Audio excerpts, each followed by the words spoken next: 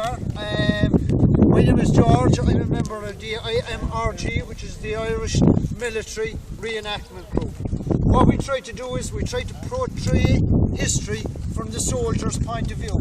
That is, you have to look at the individual soldier, not the uniform. We respect both Irish, German or any soldier that fights in uniform for his country, and we try to depict the history behind it. What I'm actually wearing today is Irish Army, which would be kind of maybe towards the end of the Civil War into the 30s and 40s. What I'm actually carrying is a British 303 Lee Enfield No. 1 Mark III rifle. This rifle would have been into First World War issue, or it would have been early Second World War. After Dunkirk, the British changed to the No. 4 rifle, which went into service with the Irish Army and stayed in service till the early 60s and 70s. It is an excellent rifle as a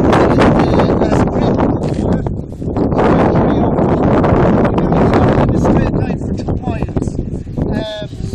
It's highly effective. It holds 10 rounds in the magazine, and it's demonstrated now. The only thing I would be saying is that we will be firing blank ammunition. It is loud, so any children, please just block your ears. We'll go through the basic demonstration then of various different weapons. We go through different eras of history. We'll do American, I don't know we how do long it will Irish survive. War of Independence, and we do German World War II. So I'll call on Jerry first.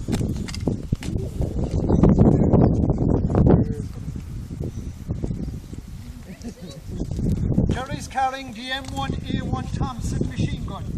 And now this machine gun was made famous, as you can see, by a lot of the gangster movies that you might have seen on TV.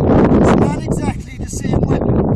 This is the M1A1. This is the paratrooper version.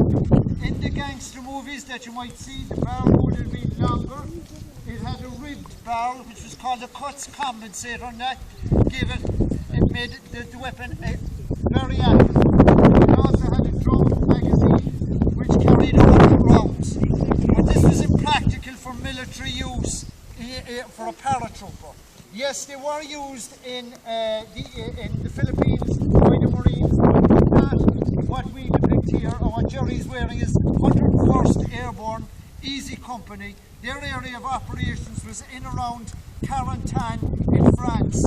They were dropped in on the night of June the 5th. Their objective to secure the rear areas to stop German advancing up the beaches. Of course, due to misdrops and pilot error, they were only dropped in small bands, but they created enough confusion to the Germans that they tied down the bulk of their forces, so it made the landing at Utah Beach successful. Not so much at Omaha Beach. Omaha Beach was to suffer a huge amount of casualties due to German fixed positions, plus that a division that had been drafted in from Russia, the 352nd Wehrmacht Division, had been brought from Russia to bolster Normandy. They actually were positioned in Omaha Beach, and that's why the biggest amount of casualties was taken there. Now, Jerry's also wearing Colt 45 1911. This would have been the sidearm of the Americans during World War II. A lot of these were taken back in 1943, but because for paratrooper use, it gave a man extra protection. So paratroopers got a hold of these anywhere they could get them, either legal or illegal, and it gave them an extra bit of protection when they landed on the ground. There's a lot of documented history that when guys jumped out of planes and lost the jump gear, and they only landed with their 45. So, I mean, it still gave a guy a bit of firepower that he could fight back when he landed on the ground.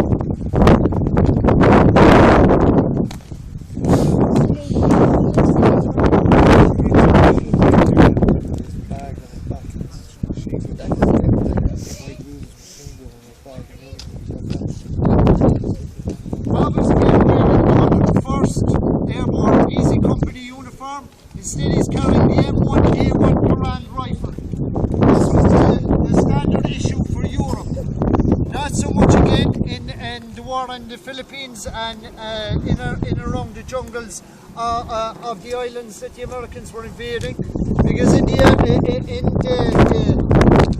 early years of the war, in the Tehran conference, it was decided by the three powers, that was Roosevelt, Stalin and Churchill, that Europe would take precedence, that they would have to beat Germany first. Now, that meant that the war in Europe was the soldiers in Europe were to get the best of equipment and the best of gear that was to be sent to Europe first to defeat Germany. This is the M1 Garand rifle, and this fired an 8th round on an end block clip. It was pushed in from the top. This slid forward, and the rifle was ready to go. It was gas operated, semi-automatic. Now, this rifle was highly effective, and it definitely gave the American soldiers on the ground an added advantage that you could keep firing away until the last round, where the end block was released and you heard the famous ping out.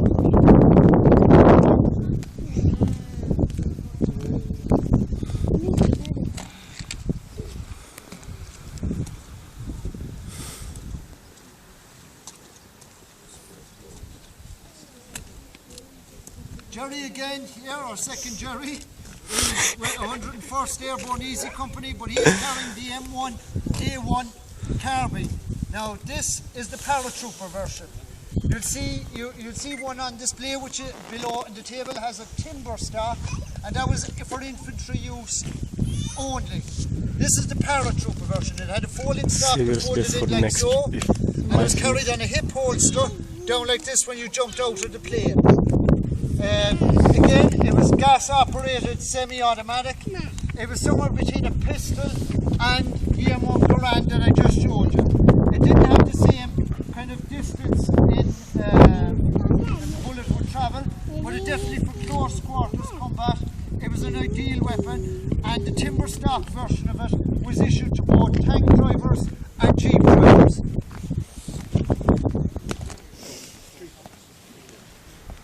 You gonna fire his gun? Yeah. Yeah.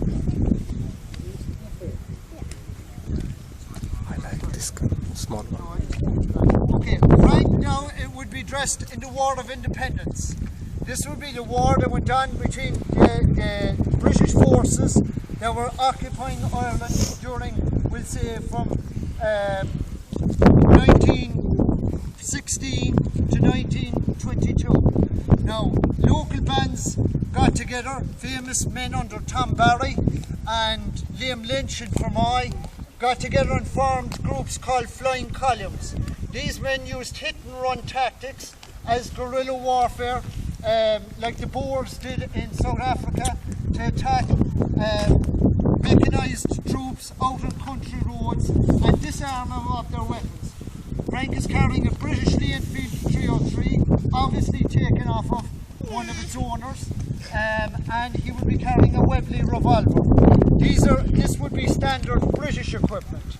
Now again, they would have been they might have received different types of weapons. They're Russian rifles, Moss and Nagants. They would have had German Kar 98s that were brought in on the odd gun running ship. They would have had mixed calibers of different weapons, but Frank would be dressed in the War of Independence. That means that they had no fixed uniform. You went into battle with literally what you were wearing. That made it easier to offload your weapons afterwards and go about your daily work. So it made the British very hard to actually pick up who done the shooting and to try and track them down.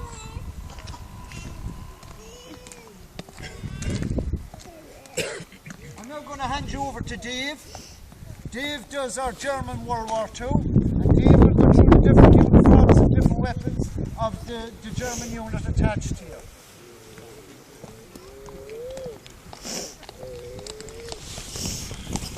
Are they firing?